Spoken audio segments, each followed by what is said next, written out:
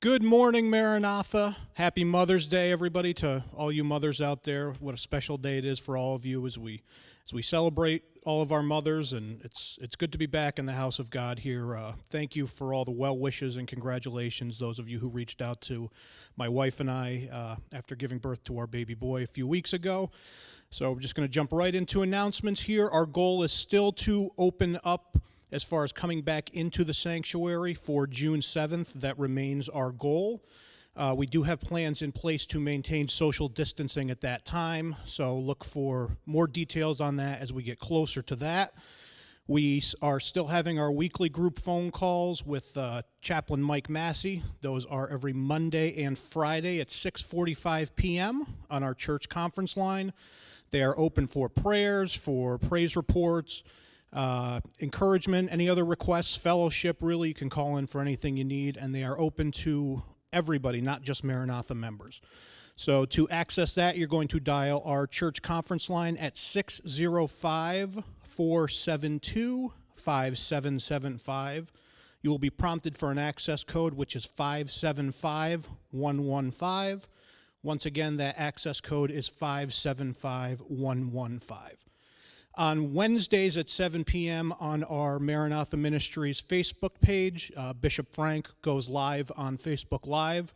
I would encourage all of you to tune into that. They are extremely rewarding and edifying, and the last 2 weeks actually have been just phenomenal. So if you go onto our Facebook page, Wednesday at 7 p.m., you'll be able to check that out. We are still using the UPC's online Sunday school program for our Sunday school, so to access that, you're going to go to www.pentecostalpublishing.com/Sunday school. If you go to that site, then there's going to be videos, worksheets, activities, things like that you can download for your children there, and those are really great. I would encourage all of our parents to check those out for our kids. Finally, we're going to take up our virtual tithe and offering here. We've got a few options to facilitate online giving. Our first one is Tithely. That is TITHE.LY. Once again, that's Tithely. And that's an app you can download on the App Store of Android or Apple. If you search for Tithely, you're going to see a green icon. You can download that. Open it up. It's about a 30-second process to get set up, and you'll be able to give online through that. It's extremely convenient. I personally love it. Once you're signed up, it's a very quick process to give, and there's an option for recurring giving there. So if you give a regular amount weekly or monthly, you can just set that up through the app and forget about it at that point. If you don't have a smartphone, if you go to our website, www.mmchurch.com, on the left-hand side, you will see a link that says Online Giving. If you click on that, that'll take you to a web portal for Tithely, which will allow you to give through there. If you are on PayPal and you want to give tithe and offering through that, if you send your tithe and offering to give@mmchurch.com, then that'll come directly to us here. And finally, you can do it the old-fashioned way. If you want to mail checks or drop them off, the address of the church is 523 Thompson Street, Schenectady, New York, 12306. And once again, if there's anything that you missed here that you want to recap, if you go to our website, www.mmchurch.com, you'll see a link on the left-hand side that says COVID-19 Church Plan, and that will recap all the information I just talked about today. So once again, happy Mother's Day to everybody out there. God bless all of you, and I pray that you are all blessed by this special message we're going to hear this morning.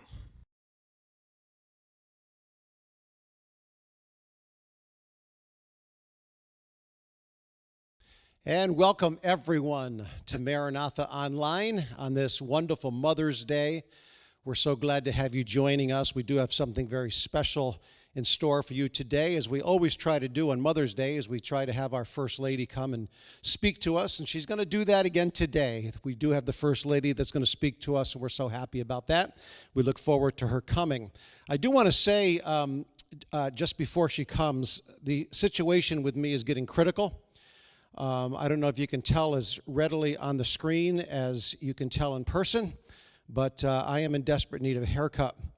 I tried to hold out until the barbershops opened up. I don't think it's going to happen. So the First Lady is going to cut my hair. Now, I need you all to pray with me that she will not remember all of the things she has right to get even with me for over the years. All right? If I come in next week and my hair is buzzed right off, you'll know she got even with me and I had to correct it by shaving my head. So you pray that the First Lady will be merciful and give me a decent haircut. With that said, we are so happy to have the First Lady come and speak to us on Mother's Day. God bless Sister Frank as she comes in Jesus' name.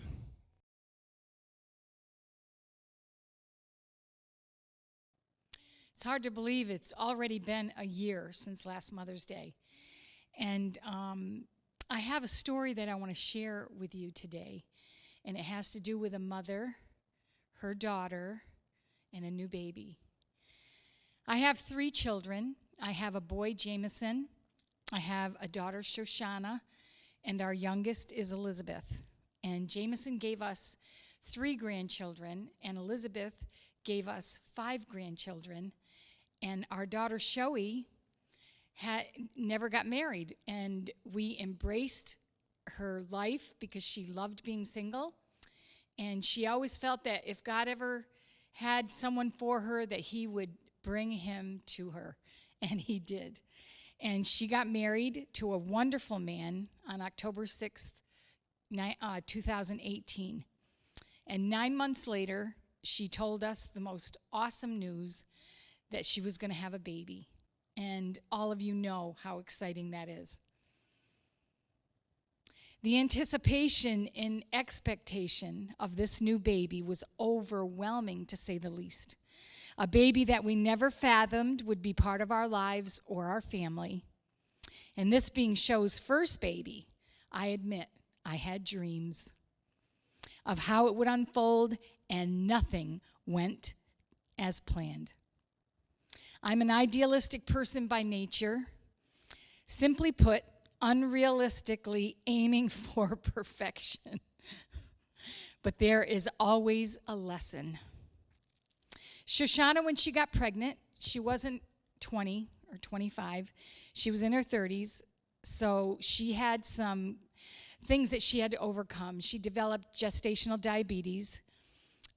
She also had a disease called SPD, which is a painful condition. She had trigger finger and 3 fingers, and a painful condition of the tendons in her thumb and the side of her wrist on one of her hands. Having already had 2 neck surgeries and a back surgery, now because of the pandemic, she couldn't go to her massage therapist to help relieve the pain of that, and she had endured a lot. So as her mother, talking to her every day, and hearing the different things that she was going through, as time went on, I started getting anxious and concerned, as mothers would. But I always gave her the word of the Lord. I always quoted scripture. I always encouraged or tried to encourage her heart, and that God knows where she is, and that this baby was a gift from him. And we were so excited, and she endured and made it to the end. She was scheduled for surgery April 16th for a C-section. Because of her back surgeries, she couldn't go through normal labor and delivery. So she was scheduled, and just prior to the delivery, they discovered that she had preeclampsia, which is a very serious and dangerous condition. Her blood pressure was 230 over 106. She could have died, and her doctor said that it was divine intervention that she survived that circumstance. She delivered on Thursday and was expected, this is what she and I were expecting, that she would be home on Saturday. That sounded reasonable to us. Because of the complications, she ended up coming home on Tuesday of the following week. So I prayed a lot. I knew it was the best and the greatest thing that I could do for her. And as a mother, I still struggled watching my girl from a distance and being able to do nothing for her. So I prayed. During the time that she was in the hospital, she couldn't leave the room, and neither could Michael.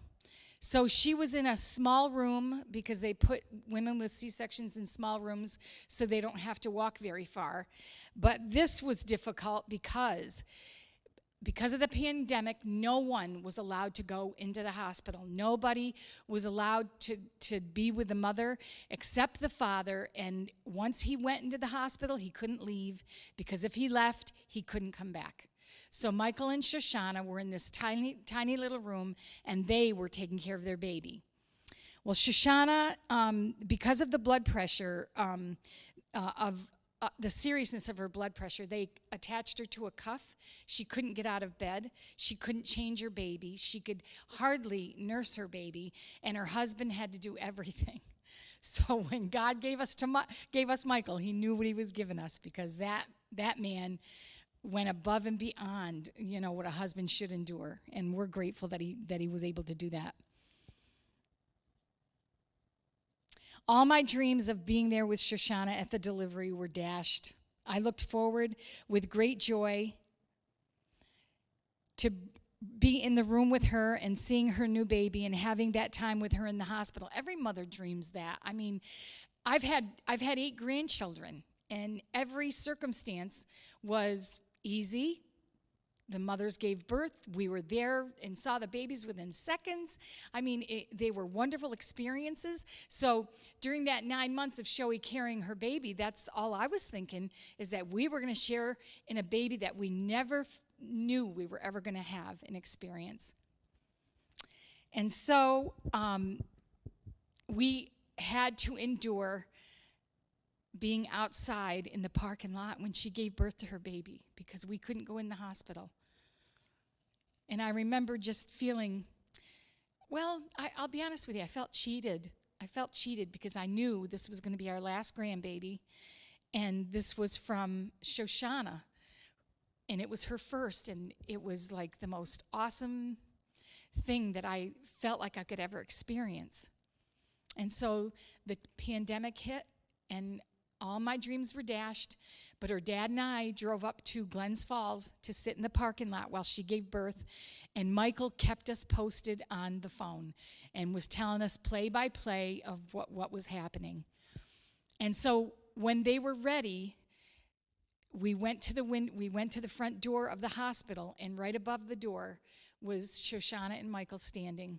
Michael was standing with Shoei couldn't be there because she was in bed, but Michael was standing there with a brand new baby, and that's how we were introduced to our new grandson for the first time. Well, Shoshana kept, she would call me and kind of give me updates on what was going on, but I wasn't there. I never talked to the doctor, never talked to the nurses, and Michael and Shoei weren't giving us all the information. They were kind of keeping us abreast of things, but we had no idea the seriousness of what was going on with her. And so she gave birth on Thursday. Sunday is when she finally shared what was going on. And she called me on the phone, and what was happening was Shoshana had to be in her bed with a cuff on her arm, and they were taking her blood pressure every 15 minutes, which means it was automatic, and so she could never sleep.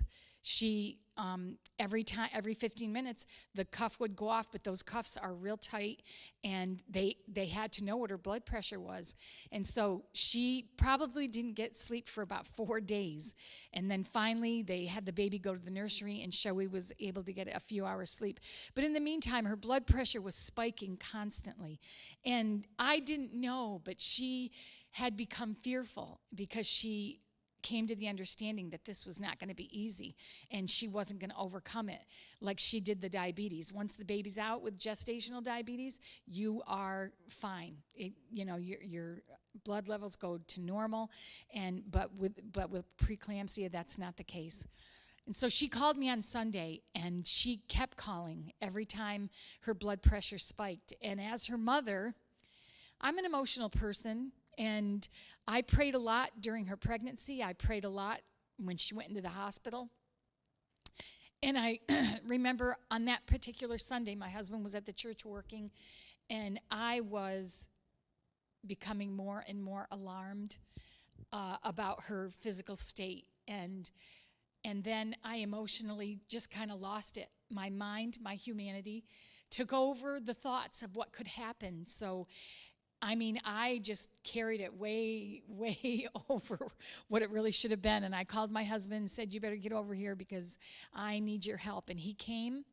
And I've been serving God 50 years. And I can't ever remember ever one time being angry with God or what he decided or the circumstances that happened. There were lots of times when I was disappointed, lots of times when I dealt with hurt, lots of times in 50 years that, I dealt with negative things that we had to deal with, but never did I feel angry. And now for the first time, my baby had a baby, and now she was in trouble.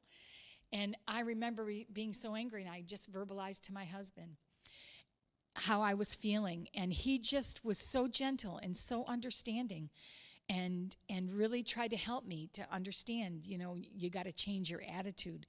So he left and went back to the church, and I went into our living room, and I cried out to God, and I was so honest with him, and I told him how upset I was and how angry I was and how I didn't understand and how there was no doctor to talk to. There was no one to tell me the circumstances. No one was able to say to me, Susan, she's going to be okay. All I kept hearing was all the negative. And I cried out to him, and I said, Jesus, I know that my attitude is wrong.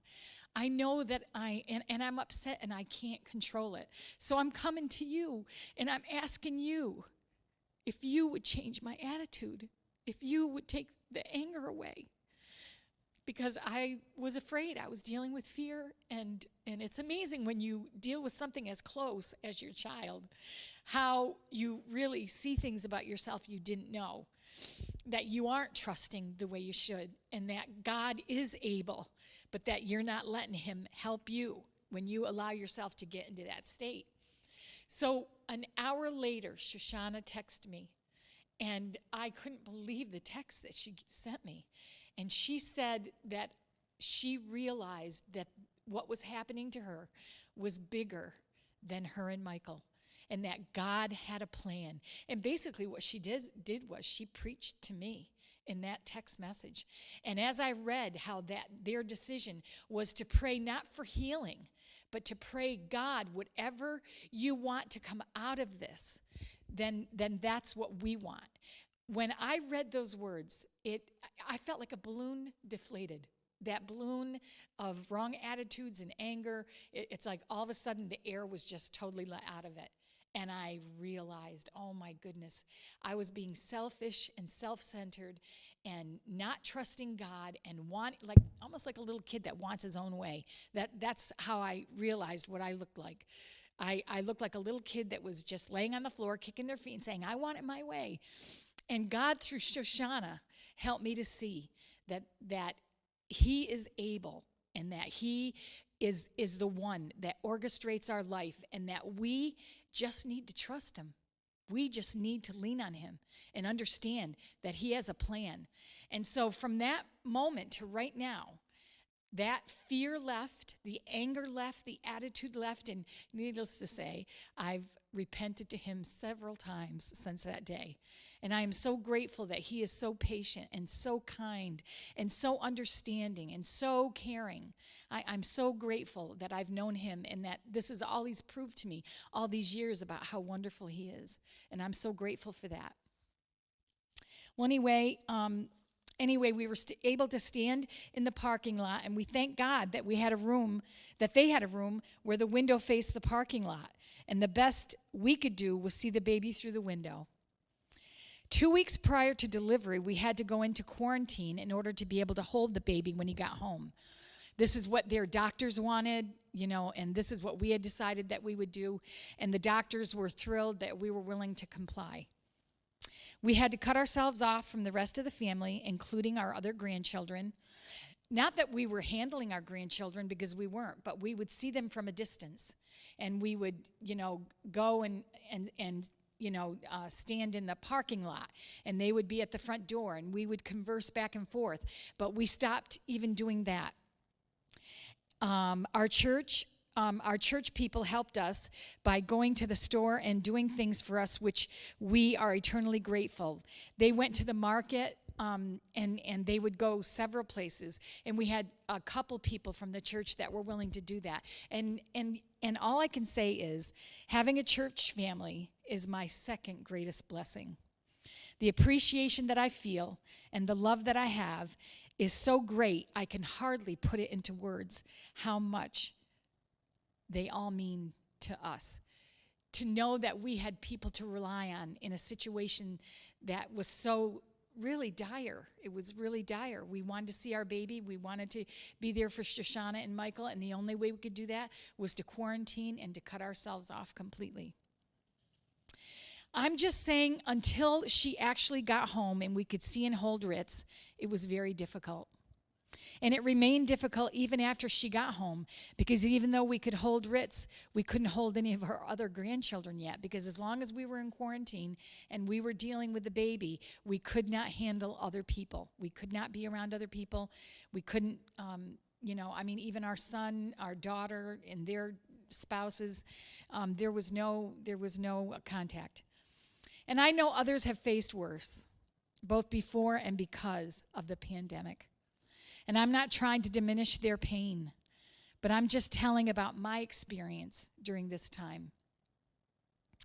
And I want you to know that Jesus cares about what we're going through, no matter how serious or how trivial you may think it is. Compared to some, my experience may seem trivial, but it wasn't to me. Not as a mother of a daughter who's having a baby for the first time. No one in our family had a C-section before. So I was nervous and I was anxious, and Jesus spoke to me in a way that I could not know, that I could know beyond the shadow of a doubt that it was him. So this is a miraculous thing that happened to me 2 weeks before the baby was due, and I was just overwhelmed. What happened was I got a card in the mail from a woman who I knew when I was 17 and first came to God.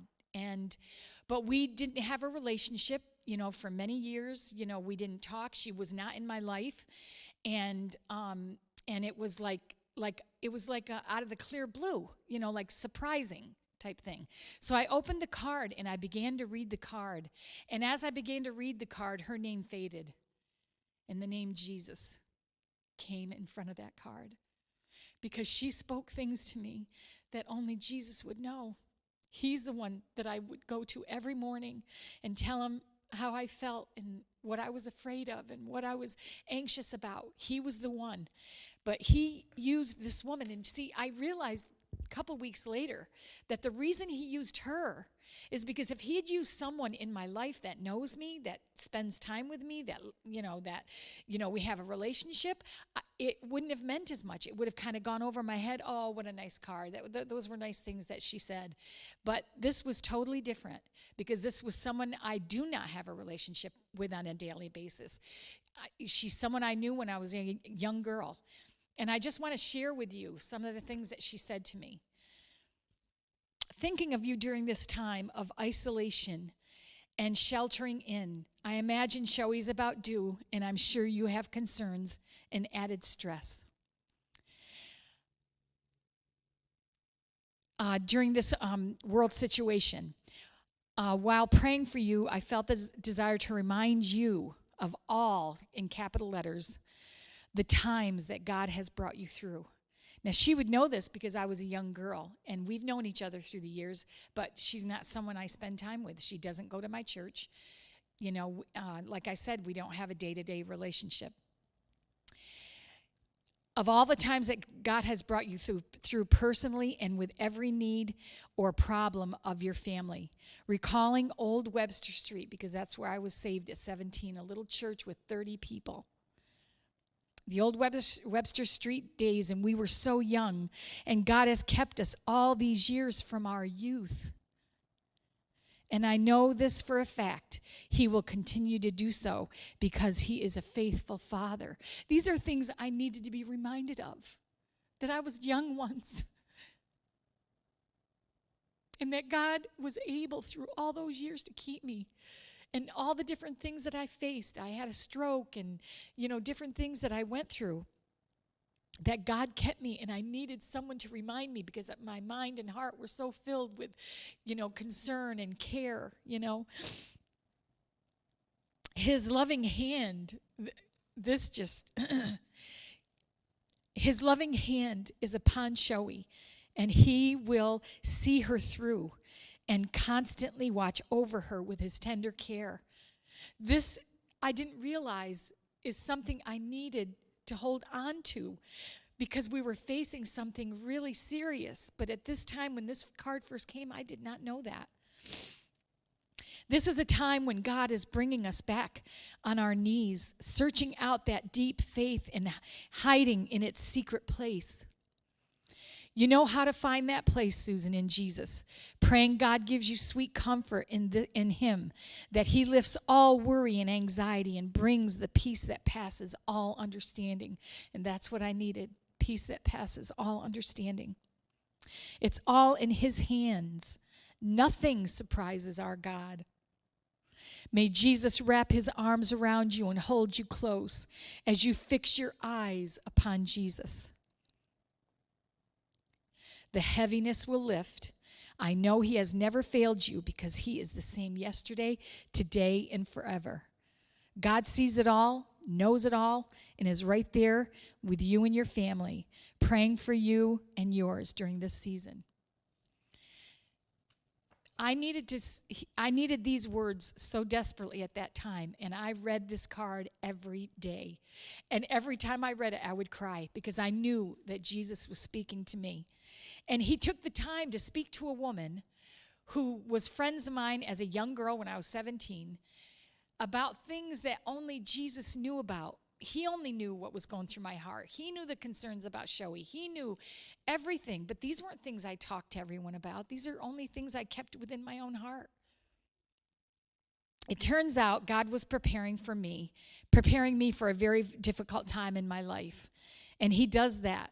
This was for me from Him. This was a message from His very heart to me, to help me to have something to hold on to remind me how great He is and that I'm important to Him, and so is Shoshana. But He doesn't do that just for me or just for mothers. In John's second epistle, he wrote to mothers. 2 John 1:1, the elder, to the lady chosen by God and to her children, whom I love in the truth, and not I only, but also all who know the truth. But he also wrote to the rest of you in that first epistle. In the second chapter of his first book, he said, I'm writing to you, dear children. I'm writing to you, fathers. I'm writing to you, young men. So it's not just me that God writes to.